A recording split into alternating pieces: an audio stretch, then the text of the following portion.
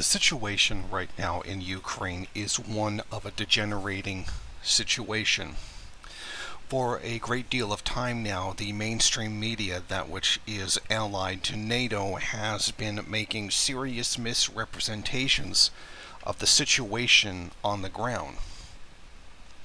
Just recently, the Ukrainian government has fully acknowledged that the casualty estimates on their own side that they have been supplying to the media have been false, and that those that have been projected by the Russian government are in fact accurate, which means they were misrepresenting their situation entirely from the start. Now this should come as absolutely no surprise. The first casualty in war is the truth. However, this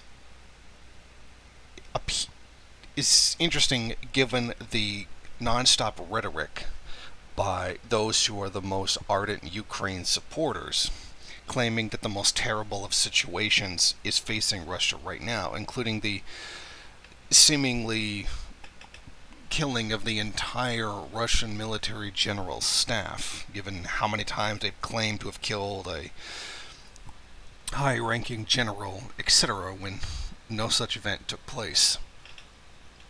Far from the rosy situation that the media has been feeding us, Ukraine has essentially been on an entire downward spiral since the war began. Some of the admissions include situations where Russians sent in forces simply to test defenses to see what they were like, and then retreat so they can come back for a proper battle. Ukraine has been listing these as combat victories over Russia, or defeating major offenses, when they were not offenses at all. Ukraine is only making these admissions now because they are desperate for money, materials, and personnel for their war effort. As it stands right now, Ukraine essentially has no more reserves to call upon. Their casualties are reportedly, with no absolute confirmation, upwards of 1,000 a day.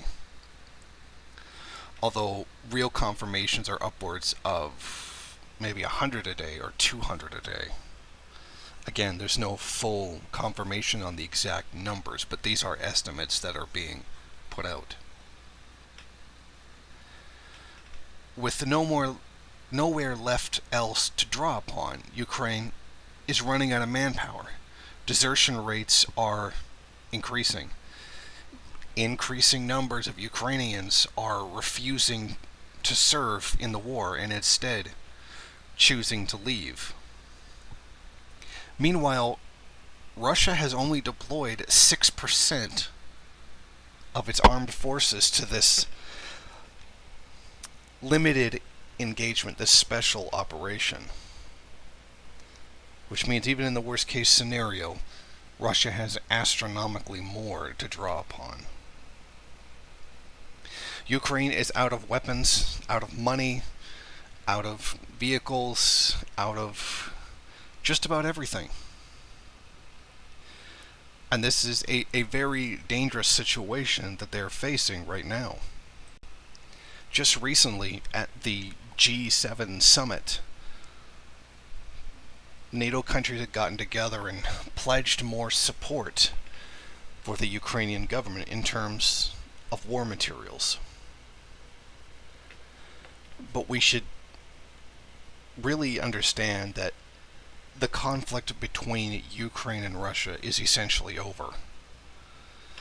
Ukraine never really stood a chance, and the Russian separatist areas of the country are basically already liberated. The frightening part for the Ukrainian government right now is a lot of the grumbling that is emanating from high-ranking generals. According to reports, Zelensky is ordering soldiers into conflicts they know they can't win, sometimes sending their absolute elite forces just to simply die.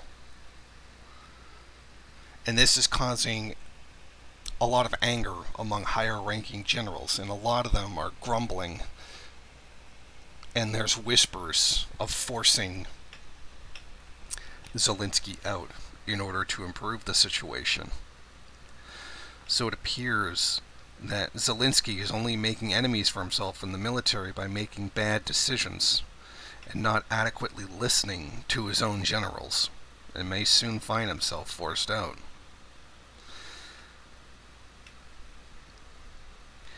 Meanwhile, as other countries continue to ally closer to NATO, some of them, I believe Poland and Romania, are starting to build up forces and aiming them at Russia. As they are doing this, Russia has now pledged that they are going to send nuclear-armed weaponry to Belarus, specifically in case of invasion, in case of a larger conflict breaking out. Now this threatens to turn into a much larger conflict. But while the actual conflict in Ukraine won't last much longer, if this could break out into something that's a larger European issue, particularly with regards to energy reserves. And theoretically, this could spiral into World War III. I don't think it's really likely that it could turn into World War III, but the potential is there. And we face this because of capitalism. Because we have to sit there and have competing imperialist powers fighting over the top spot, fighting over energy resources, fighting over access to markets, that we have to go through this. Neither side is the hero in this situation. Russia is not being altruistic. The denazification is laughable at best. This is an imperialist conquest, pure and simple. Ukraine moved away from Russian influence towards U.S. influence, and now Russia is trying to take it back. The victim here is the Ukrainian people, the Ukrainian proletariat that are simply trying to live their lives and are stuck in this power conflict between two sets of ruling elite, one in the U.S. and one in Russia. But again, this is the fault of capitalism. This is the situation, well, not so much we, but they find themselves in. And we have to put up with the non-stop wasted war materials on a conflict that doesn't even need to exist. It only exists because of the conflicting, contradictory, violent, and inhuman nature of capitalism itself. The best we can hope for is a quick victory by Russia and a de-escalation of hostilities in the near future. But I, for one, am not so optimistic. Thank you for watching. If you like this program, then please head over to my Patreon page and set up a monthly donation. It's your donations that keep this program running. Also, if you would like, please rate, comment, subscribe, and share in various social media.